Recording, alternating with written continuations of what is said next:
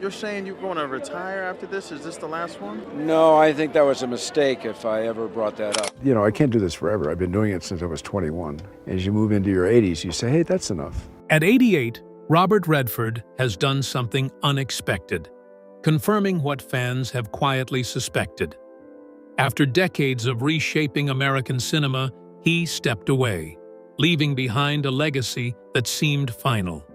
But now, a silent reappearance has raised new questions. Is this truly the end, or the start of something unseen? His late son once spoke of Redford's quiet convictions, words that now feel more meaningful. No spectacle, just stillness that draws you in. One moment, one gesture, and suddenly, everything we thought we knew shifts. What happened behind the scenes? Why now? This isn't a comeback in the traditional sense, it's more mysterious. The truth isn't loud, but layered. And slowly, it's beginning to show itself in ways no one expected. A surprise return to the screen. At 88 years old, Robert Redford has made a quiet yet deeply resonant return to the screen, one that defies expectations and reaffirms the enduring power of subtle storytelling. In the Season 3 premiere of AMC's Dark Winds, Redford made an unannounced cameo, his first on-screen appearance since formally retiring from acting in 2018. The moment was brief but emotionally potent, portraying Redford as a jail inmate engaged in a quiet game of chess. There was no fanfare, no promotional build-up, and no mention of his involvement prior to the episode's release. For an actor of Redford's stature, whose retirement had been framed as a dignified conclusion to a storied career, the unheralded nature of his return made the impact even more profound. Fans and industry insiders alike were caught off guard, sparking a wave of admiration and introspection about what it means for an artist of his caliber to re-enter the frame, not with a flourish, but with a whisper. The scene itself was shot under controlled conditions at Redford's insistence. The closed set reflected his long-held commitment to privacy and intention, qualities that have marked much of his career on and off screen. There were no social media teasers or press leaks. The cameo was made with the same restraint that has long guided Redford's narrative philosophy. His acting as a soft-spoken, introspective prisoner wasn't only an acting job, it was a reflection of the principles he's maintained throughout his career: subtlety over bombast, character over spectacle, and presence over performance. Redford's return in this manner says a great deal about his ongoing commitment to the art and to a conception of filmmaking that prioritizes meaning over merchandising. Though he has not indicated that this means anything more, the scene itself is a potent reminder that even the smallest actions, when done with intention, can have an outsized cultural and emotional impact. But before this quiet return stirred new curiosity, there was a deliberate goodbye, a decision years in the making that revealed just how intentional Redford has always been with his exits. Why Redford walked away. In 2018, Robert Redford made headlines when he formally announced his retirement from acting, marking the end of an era with his final performance in The Old Man and the Gun. At the time, Redford explained that his decision stemmed from a combination of age, artistic closure, and a desire to step away from the spotlight while still proud of his contributions.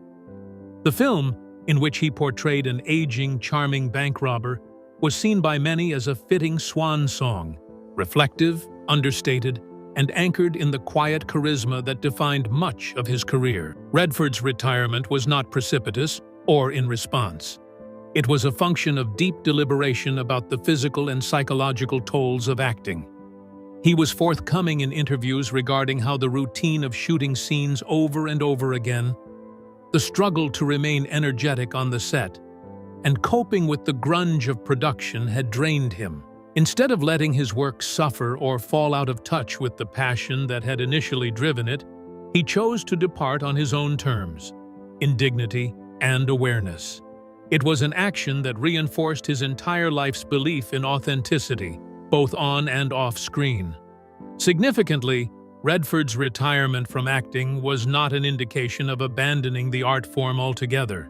He continued to be heavily invested in the creative process through directing, producing, and his continued championing of independent film through the Sundance Institute. For Redford, storytelling never meant acting exclusively. It always meant creating significant stories, shepherding new voices, and expanding the parameters of traditional cinema. His retirement, therefore, was not a departure from purpose, merely a shift in form. The news was greeted with admiration and reflective sentiment.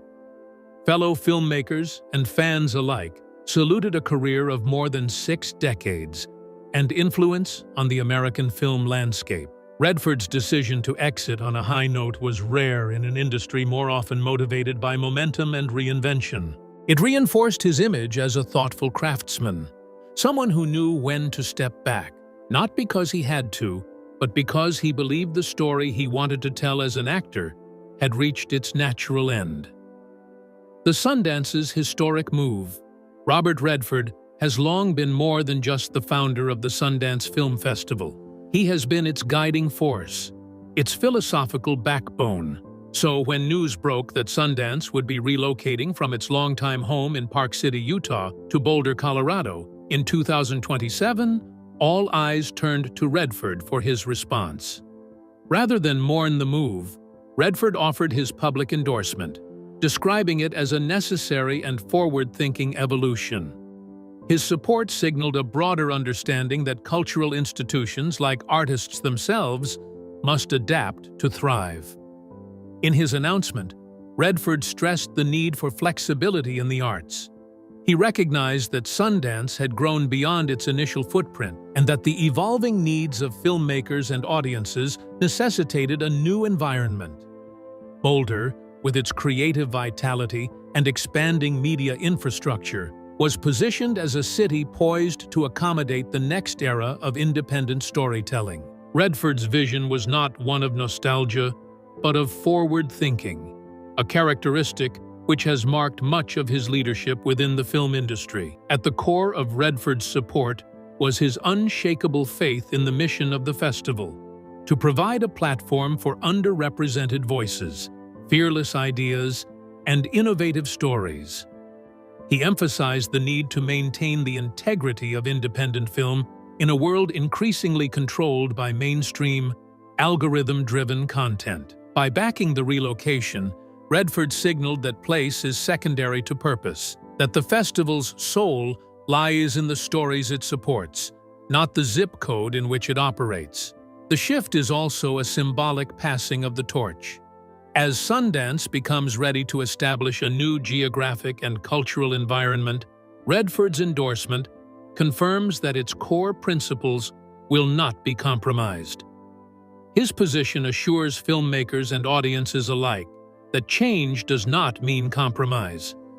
Instead, it shows a recommitment to the very principles that, in the first place, made Sundance a beacon for independent film: innovation, bravery, and an unshakable faith in the power of storytelling to be an agent of cultural change. Support of young filmmakers. Robert Redford's impact on cinema extends far beyond his performances on screen. It lives most profoundly in the careers he's helped shape and the independent voices he's championed. Through the Sundance Institute, which he founded in 1981, Redford has created a launchpad for countless filmmakers who may otherwise have struggled to find their footing in a commercial, studio-dominated industry. The Institute's labs, grants, and workshops offer a space where emerging artists can develop their scripts, refine their vision, and receive feedback from experienced mentors. Redford envisioned Sundance not as a red carpet event, but as a sanctuary for creative risk. And under his guidance, it became one of the most influential platforms for independent storytelling in the world. Most of today's top filmmaking directors owe their beginnings to the resources and coddling offered by Sundance, a tribute to Redford's long-reaching mentorship. Visionaries such as Quentin Tarantino, whose Reservoir Dogs opened at Sundance, or Ava DuVernay, whose film Middle of Nowhere took the Best Director Award in 2012, are only two among countless talents coddled through Redford's system. These achievements weren't coincidences, but the outcome of a culture prioritizing originality over commercialism. Redford has consistently assumed that the narratives should come from varied experience and viewpoints, even when such tales confront the viewers or transgress genre rules. His skill for recognizing not merely talent, but also a clear opinion, has placed him among the most powerful behind-the-scenes creatives in contemporary filmmaking. What makes Redford's method distinctive is his adamant insistence on granting creators the leeway to fail, a scarce and precious commodity in a field fixated on profitability. He has always urged a model of rewarding experimentation and individual voice at the expense of commercial formula. In the Sundance Labs, emerging filmmakers are given the encouragement to take risks creatively without the looming pressure of distribution agreements or box office grosses. This philosophy has enabled the existence of genre-bending films and careers founded on honesty over compromise. Redford himself has indicated that the complexity of true stories, presented genuinely and with emotion, is much more appealing than sanitized tales crafted only for mass appeal. Even in his late 80s, Redford is a vocal supporter of independent film and the youthful energy that is pushing it forward. Although he retired from acting, he has not retreated from the movement he helped create. He continues to sit on panels, lend his name to fellowships, and speak out against the homogenization of mainstream media. For Redford, being a mentor isn't simply about imparting knowledge, but about safeguarding, defending the space in which bright, untried concepts may flourish. By doing so, he has ensured that his legacy is not simply that of a legacy of past achievement, but of a living, thriving movement that continues to build the future of film. The viral burnt Oscar hoax. In the age of social media and viral content, even the most respected public figures are not immune to the spread of misinformation. This was starkly demonstrated when a digitally altered image began circulating online, falsely suggesting that Robert Redford's Oscar statuette had been destroyed in a California wildfire. The image, which showed a charred Oscar amid smoky rubble, quickly gained traction, with many social media users claiming it belonged to Redford. Though there was no credible source linking the image to him, the photo was widely shared, feeding into a wave of emotional reactions that blurred the lines between truth and fabrication. The rate at which the false image spread necessitated that Redford's representatives come out publicly to clarify. They confirmed categorically that the image had nothing to do with the actor, and that Redford himself was not touched by the wildfire in question. To be specific, Redford lives in Santa Fe, New Mexico, far from the California fires utilized as a background for the false image. His crew stressed that Redford and his belongings, including any awards, were secure and undisturbed. The necessity to set the record straight, as simple as it was, also reflected a greater concern about how quickly digital disinformation can warp reality, particularly in times of crisis when emotions run high and fact-checking runs low. This event was a stark reminder of the fragility of public stories in the modern age. It not only brought confusion to Redford, but also used his identity to stir up public feelings.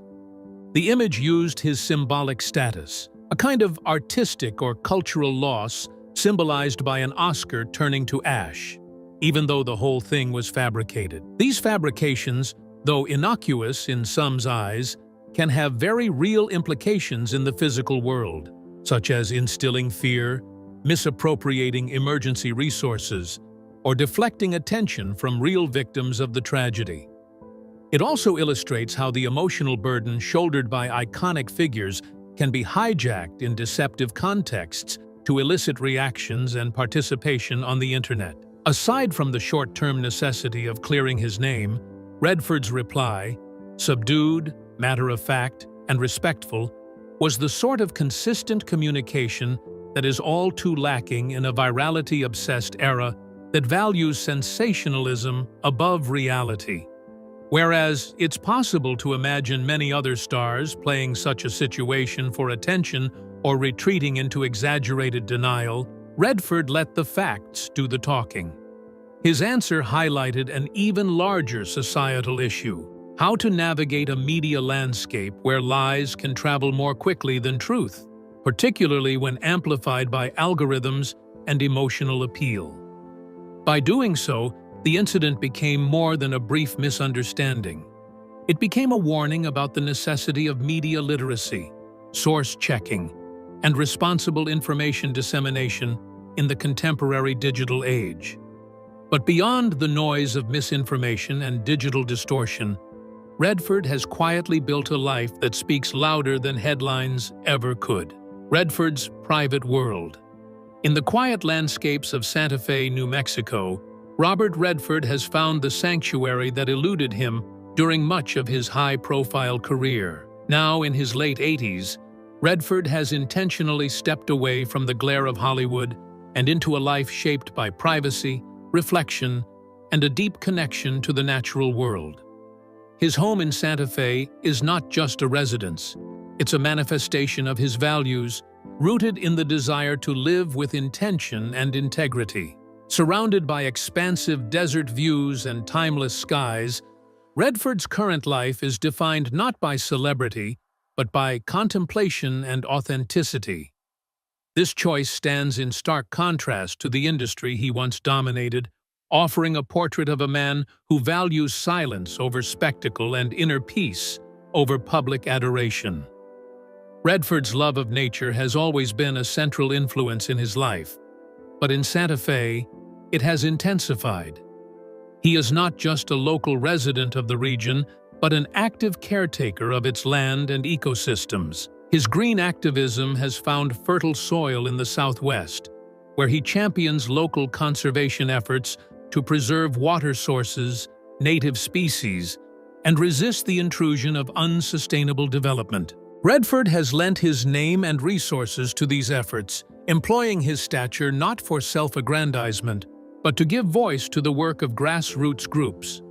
His environmentalism is not performative. It is personal, based on decades of awe for nature and a conviction that the planet is something to be preserved, not plundered. This life of private activism and self-isolation is also a conscious step away from the visibility and fame that previously characterized him. Redford has long felt uneasy with the celebrity culture associated with acting, frequently calling it a distraction from the work itself. By moving to Santa Fe and living on his own terms, he has established a very clear distinction between the public and private self. He only gives occasional interviews, steers clear of red carpets, and no longer craves the limelight, permitting his work, past and present, to make its case. The mundane nature of his everyday existence, from his trekking in the desert to his hands-on role in conservation initiatives, is not a retreat from the fray, but an even greater immersion in what most concerns him. In so many respects, Redford's life in Santa Fe is a full-circle experience, a return to solitude and creative acuity that formed him prior to fame finding its way in. It is here that he ponders his legacy, not in the form of awards or recognition, but in the lasting effects of his decisions. The filmmakers he has taught, the earth he has helped preserve, and the values he still stands by. When so many figures in the public eye pursue relevance with boundless urgency, Redford is an uncommon instance of dignified retirement. Not from significance, but from din. His inner world is not barren. It is filled with purpose, defined by the same values that have defined him for decades: truth, beauty, and an unshakable respect for the world around him. Reactions to Sundance's departure. The announcement that the Sundance Film Festival will officially relocate from Park City, Utah, to Boulder, Colorado, in 2027 struck a deep cultural chord in the Beehive State. For many residents, the departure feels like the loss of a long-standing tradition, one that defined winter in Utah and brought an unmistakable energy to the snowy town of Park City. Every January, the quiet mountain resort transformed into a vibrant global gathering of filmmakers, actors, journalists, and cinephiles. The streets buzzed with filmgoers clutching programs, standing in lines for indie premieres, and sharing coffee shop debates about the next breakout director. As news of the move spread, locals responded with a mixture of sadness, nostalgia, and, for some, a sense of betrayal. After more than 40 years of hosting the most important event in American independent film, many Utahns found it difficult to imagine their state without it. With the disappointment, though, came an overwhelming sense of the legacy Robert Redford helped create in Utah. His choice to establish the Sundance Institute and relocate its signature festival to the area in the early 1980s transformed a relatively obscure ski town into a cultural destination. Through his vision, Park City transitioned from a sleepy haven for winter sports to a creative center that celebrated storytelling and artistic risk. Utah residents have credited Redford with imbuing Utah with an artistic identity that extended far beyond its boundaries. They remember the early days when the festival was on a shoestring budget, opening the doors to outsider voices and edgy subjects at a time when mainstream cinema was far less diverse. In a broad sense, Redford's dedication to the region made a profound connection between Utah's natural splendor and its unreal scenery as an artistic hub. Nevertheless, as the state grapples with the exit, people have started to discuss how to replace the void that Sundance will be creating. Government officials, cultural planners, and artists are all busy thinking about how to keep Utah a lively arts destination. Others suggest more heavily funding year-round film education programs or increasing smaller regional festivals already in place, like the Utah Film Festival or the Salt Lake Film Society's annual showings. Others are looking at public-private partnerships to establish a new flagship event that might draw international notice without trying to replicate Sundance's precise formula. The expectation is that Utah's arts community will mature on its own, taking the momentum generated over the past 4 decades and directing it into a new creative era characterized by local leadership. Even with these innovations looking toward the future, however, there is a common acknowledgement that the cultural void left by Sundance will not be readily replaced. The festival brought not only notoriety and tourism, but an aura of creative possibility to Utah that many viewed as unusual and precious. It created a special combination of international debate and hometown pride, where a Provo teacher could sit next to a foreign critic at a premiere, and where filmmakers could imagine anything was possible. Though the festival might be reborn in Boulder, its departure from Utah marks a vital chapter in the state's cultural history. And for those who spent their youth visiting, volunteering at, or just feeling the energy of Sundance time, the emotional impact of the loss will probably persist for years to come. James Redford's Family Reflections. The passing of James Redford in 2020 marked a deeply personal and painful moment for Robert Redford, one that rippled far beyond the private grief of a father losing his son. James, a filmmaker and passionate environmental activist, died at the age of 58 from complications related to bile duct cancer in the liver. His death came as a shock to many, as he had quietly battled the disease while continuing to work on his final documentary. For Robert, the loss was not just of a beloved child, but of a creative partner and kindred spirit. Over the years, the two had grown increasingly aligned in their artistic and humanitarian efforts, and James's passing left a profound void that Redford has since described as both devastating and transformational. James Redford forged his own significant path as a documentarian, frequently targeting topics of social justice, education, and the environment, causes that were similar to many of his father's, but framed them in a uniquely personal way. He produced and directed a number of influential films, such as The Big Picture, Rethinking Dyslexia, and Happening, A Clean Energy Revolution, which showed a commitment to bringing underrepresented voices and stories to the forefront and solving real-world problems in creative ways. Robert Redford has been vocal about how James's commitment to truth-telling and environmental activism has continued to influence him even in death. In public talks and interviews, Robert tends to speak about James's legacy not with sadness alone, but with pride, calling him a deeply empathetic, visionary, and with conviction, man who left a lasting impact through his work. At the heart of ensuring that legacy is the Redford Center, the organization James and his father co-founded in 2005, which still exists and is active today in the realm of environmental storytelling. The not-for-profit harnesses film and media to drive environmental and climate justice solutions, backing initiatives that address pressing issues like pollution, biodiversity, and renewable energy. Even in the years since James's passing, the center has persisted in funding and amplifying the voices of filmmakers from a variety of backgrounds who share its vision, keeping his values alive in tangible, quantifiable ways. For Robert Redford, maintaining support for the Redford Center has become at once a testament to his son and a reaffirmation of their shared faith in the ability of narrative to create change. Beyond a professional legacy, James's existence made a lasting impression on Redford as a father and human. In his own older age, Redford has been more open in talking about family, loss, and the quiet strength he derives from remembering his son. He has characterized James as a man who practiced what he preached, humble, inquisitive, and passionately devoted to making his platform a force for good. Their connection was not just biological, but philosophical, based on mutual respect and a common drive to make the world a better place than they had encountered it. Reflecting on James, Robert Redford tends to loop back to the themes that have governed his own life: purpose, authenticity, and integrity.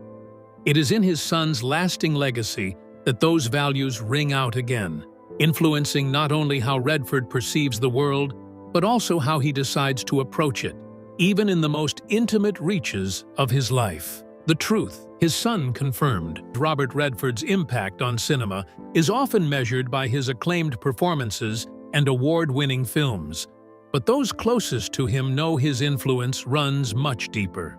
To his family, Redford has always been more than an actor or director.